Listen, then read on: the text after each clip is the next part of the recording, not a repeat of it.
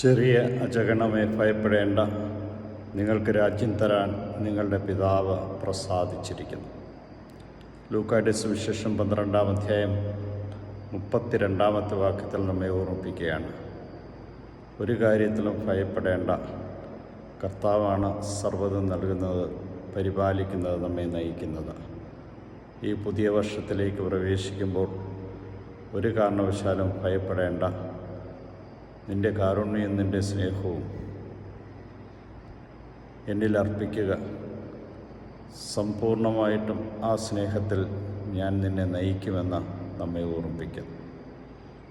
365 പ്രാവശ്യം കർത്താവ് പറയുന്നുണ്ട്, ഭയപ്പെടേണ്ട, ഞാൻ നിൻ്റെ കൂടെയുണ്ട്.